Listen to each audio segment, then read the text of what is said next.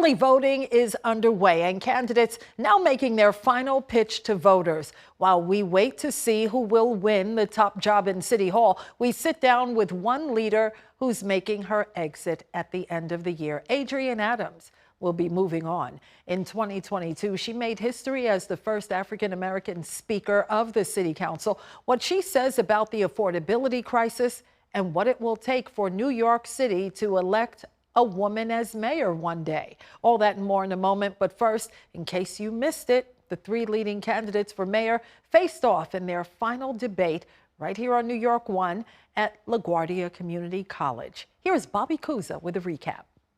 From ICE raids to homelessness to education, Wednesday night's debate on New York One covered a range of policy issues. But it was the attacks that stood out, particularly between Andrew Cuomo and Zohran Mamdani. He is a desperate man, lashing out because he knows that the one thing he's always cared about, power, is now slipping away from him. Zohran is a great actor. Cuomo, trailing in the polls, was on the offensive all night, but his attacks were blunted by Republican Curtis Sliwa, who continually reminded voters about Cuomo's scandals. Since I left, homeless rate has more than doubled. You didn't leave. You fled from being impeached by the Democrats in the state legislature. Mamdani's worst moment came when he avoided a question about 3 housing-related ballot questions. Housing should be good jobs as well. What a political answer. What is your opinion, Zohran? Yes or no? Come on. I have not yet taken a position on those ballot questions. Oh, what a shocker. Mamdani's opponents also ganged up on him when it came to the issue of anti-Semitism. You're the savior of the Jewish people? You won't denounce globalize the intifada, which means kill Jews. When they've heard some of the statements you've made, like in support of global jihad. I have never, not once, spoken in support of global jihad. That is not something that I have said, and that continues to be ascribed to me, and frankly, I think much of it has to do with the fact that I am the first Muslim candidate to be on the precipice of winning this election. As always, Cuomo drew a contrast between his long career in government and the 34-year-old Mamdani's relative inexperience. I did things. You have never had a job. You've never accomplished anything. There's no reason to believe you have any merit or qualification, and you've literally never proposed a bill on anything that you're now talking about in your campaign. A state assemblyman since 2021, Mamdani made the case that Cuomo's experience is the wrong kind. The city has been getting screwed by the state, and that has to change. We just had a former governor say in his own words that the city has been getting screwed by the state. Who was leading the state? It was you! That's Bobby Kuza reporting for us on this Sunday. Let's begin today's conversation with City Council Speaker Adrienne Adams. Madam Speaker, always great to have you here. So good to be with you again. And you are wrapping up your term, and we are proud to say this entire show is going to be a conversation with you because you really know a lot about what's going on in City Hall.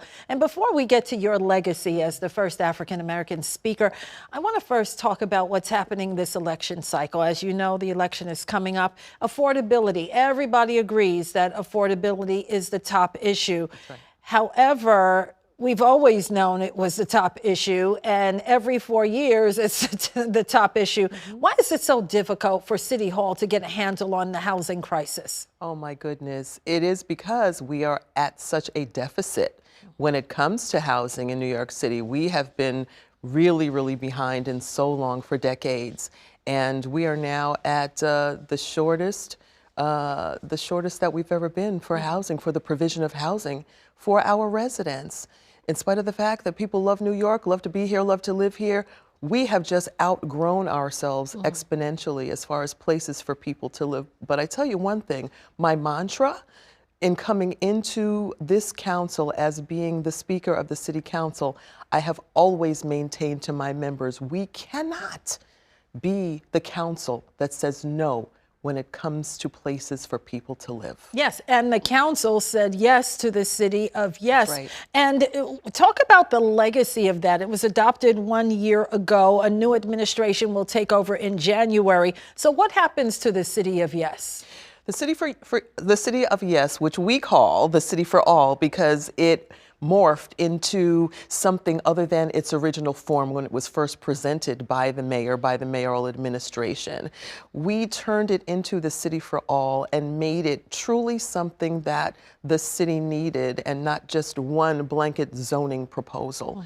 We crafted it. We ensured $5 billion extra for the city, for the provision of housing, affordable housing, and that $5 billion extra goes towards infrastructure building, particularly in those areas that need it the most, that have experienced levels of flooding, unprecedented flooding over the years.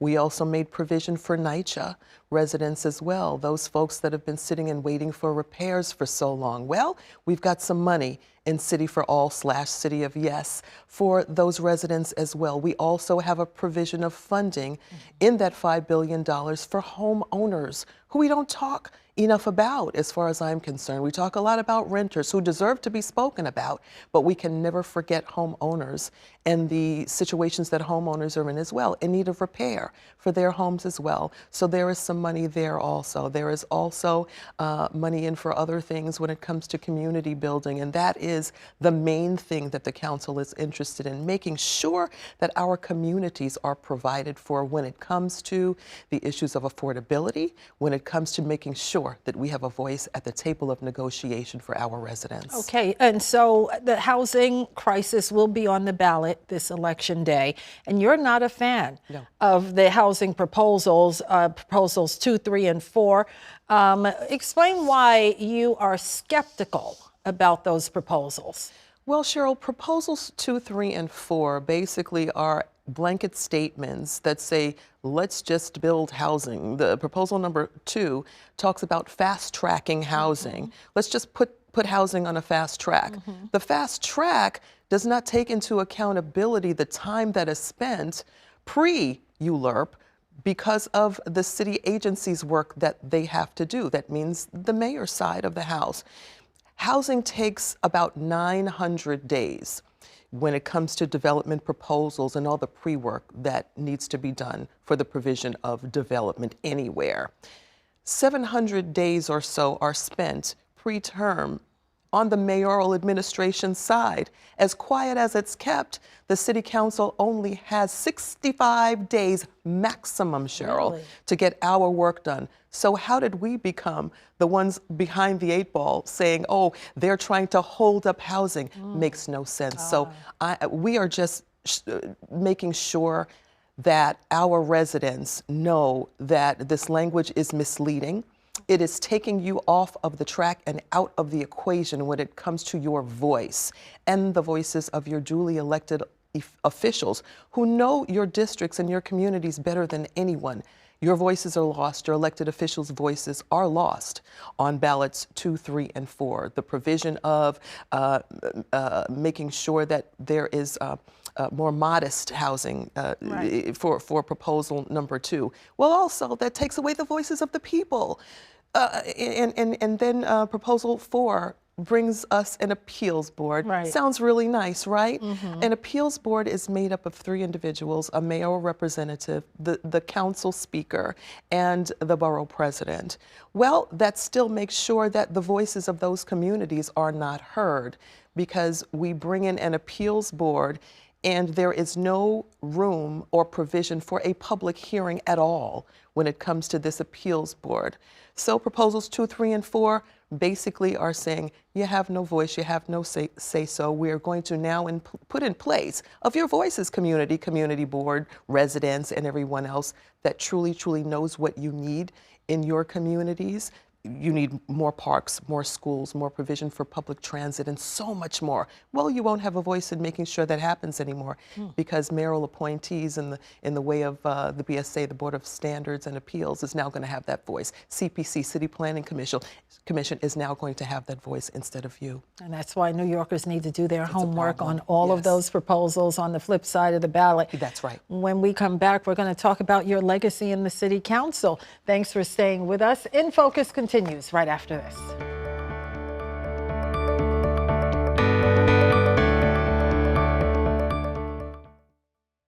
Thanks for staying with us. We're here with City Council Speaker Adrienne Adams. I want to touch on health care. That's something you've been very focused on during your tenure. Another major crisis. You represent Southeast Queens, and as you well know, your borough has been decimated. So many hospitals have closed in Queens. But just days ago, you announced a major investment for Jamaica. Tell us about that. Yes, the Jamaica Neighborhood Plan. Yeah. Tremendous. The largest zoning project in a generation, particularly for the neighborhood of Jamaica. We've been waiting for this for so long, and we finally got it done. Major investments in healthcare because of the Jamaica Neighborhood Plan. 12,000 units of housing will happen. Nearly half of that will be permanently affordable. We will have provisions for schools. We will have provisions for healthcare, as we just said, for our parks, infrastructure, for commercial space, for community space. This is tremendous, and I have to give a big hand over to my colleague, the amazing Councilmember Natasha Williams, who had at least 2 years of meetings, of workshops, and a lot of other things, working with the community, with residents, to make sure that we got this right. And you're also very proud of the Guaranteed Basic Income Program in partnership with the Bridge Project. What's that about? Well, Cheryl, I'm so glad you asked, because so many people don't realize that New York actually has a Guaranteed Basic Income project, which hasn't a program which has never happened before. So the City Council actually works in partnership with the Bridge Project, and I encourage everyone to please Google the Bridge Project and realize their beautiful work that they do. What this program does is give a stipend to women who have been in domestic situations, other situations that have kept them from being in permanent housing. So these are women in shelter that may be perhaps or living with a parent or someone else on a temporary basis who is either pregnant or has just given birth to their child. Well, this program brings them in, gives them a stipend for a few years to get them on their feet. It's a supplemental program, and we have seen over 163 women, almost 200 women now, move from shelter into permanent housing. And this is something that I actually campaigned on when I was running in the primaries. And if we can do anything, we need to make sure that we can prevent homelessness before it ever starts. So what a great way to do this with those populations who need us the most, which has been at the heart of my administration and my life's work and service. How do we help the least of these that need us so much in New York City, and so many do? This program actually is so successful in doing just that. That's great. And you are also proud of the first 4 trauma recovery centers that are located in the Bronx and Brooklyn. This is another underrepresented population. Absolutely, and I'm really proud that this is going to be a part of this legacy work as well. So this is the first time that New York State has ever seen a trauma recovery center. And as you said, we have 3 of them in Brooklyn, 1 in the Bronx. I'm hoping to bring 1 to my borough, the world's borough in Queens, as well. So when we take a look at violence, gun violence, domestic violence, we often use the folks that are the victims as just props when they're spoken about, and then we just leave them in a corner somewhere. Well, the TRCs bring them in for healing, be that therapy, meditation, people to talk to, counseling. So we now have spaces, safe spaces for people that have perhaps been victims of gun violence, perhaps been victims of domestic violence and other acts of violence, not to perpetrate and continue those cycles of violence in those vulnerable communities that have been affected most. And when we talk to the folks that are getting help from the TRCs, they say, "You've saved my life." This would have never been possible, and lives are being changed for the positive, thankfully, because of the TRCs. And hopefully the new mayoral administration will build on some of the work that we've done in the council over these 4 years. And I'll go back to housing. 93% of housing proposals have been passed through this city council. So again, Cheryl, I don't know how we got to be the bad guys. It seems like some folks are in a time warp. This is the model that we have set forward to creating affordable housing in the city of New York through my leadership. So we're just hoping that this will continue with the new mayoral administration, build and baseline on great programs like CUNY Reconnect, which is another one of my babies. Yeah, another one of your babies. Let me ask you, you said, I don't know how we got to be the bad guys. Do you feel people did not appreciate the work of the city council? In some ways, unfortunately, and I think a big piece of that, and I think that the city saw this played out, unfortunately, and that's the relationship between the administration and the city council, which I've been very vocal about. We set off to do great things collaboratively, and unfortunately that broke down, and that makes me very sad. Yeah. But with all of that said, this council has done tremendous work, and the work to look ahead in saving and restoring places that were cut by the mayor's budget in a few years of budgets that we've done, in restoring and creating great things in culturals for our students, for CUNY, for healthcare, for aging adults. The list goes on and on and on. For housing, which is at the top of the list, of course. Great work for the city, all done by this council. Okay, we're going to take another break. Stay with us. We'll be right back after this.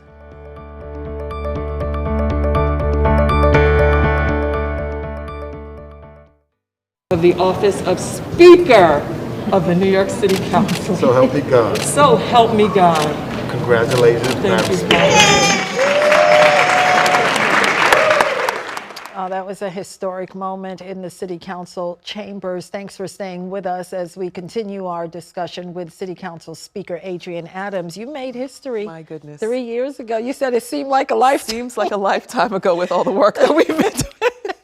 Well, you know, we do not yet know, Madam Speaker, who the next mayor will be, but here's what we do know. It won't be a woman. That's right. And That's right. you ran, and there are women. Most major American cities have had a woman mayor, but not America's biggest city. What did you learn along the campaign trail about voters' perceptions of women running for the top job in City Hall? Ooh, lots. But you know what the top of that list, Cheryl, is that voters were excited to see a woman running, and who a lot of the voters consider to be the most qualified, somebody that's actually doing the job, which I kept saying, just put me from one side of City Hall to the other side of City Hall and let's get this work done. A lot of voters recognize that, and I'm so grateful for that. The experience was exhilarating. It was one of a lifetime. I would not change anything. It was seeing, women and young girls saying, thank you for doing this. Thank you for getting in there. We need you to be in there. We need you to be that voice that we don't have anymore. And so at the end of the day, the voters spoke. I respect that. And we move on. We move on and we look towards women leadership still in New York City, in the city council, in the mayoral administration, across this nation.